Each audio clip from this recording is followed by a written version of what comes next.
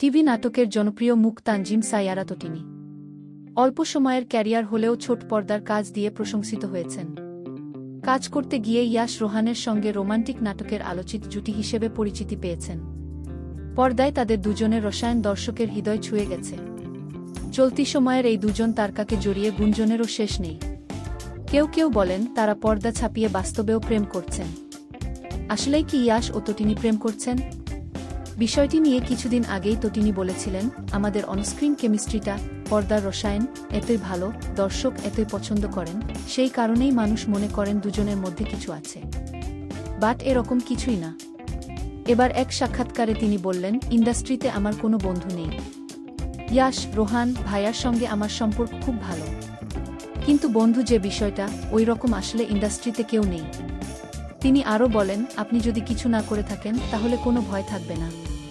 আমরা শুরুতে একটু ভয় পেতাম, এটা ব্যাকফায়ার কিংবা পার্সোনালি ইমেজ ক্ষুণ্ণ করে কিনা।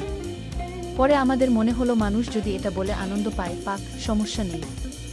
এই তারকা কন্যা আরও যোগ করে বলেন, মানুষ আমাদের একসঙ্গে পছন্দ করে, এটা আমাদের জন্য আশীর্বাদ। আপনিও জানেন, আমিও জানি, এটা প্রেম হবে না। নাটক সিনেমায় প্রেম ভালোবাসা যেভাবে দেখায়, বাস্তবে ভিন্ন। এটা আমিও জানি, ভাইয়াও, ইয়াশ রোহান জানে এটা হবে না।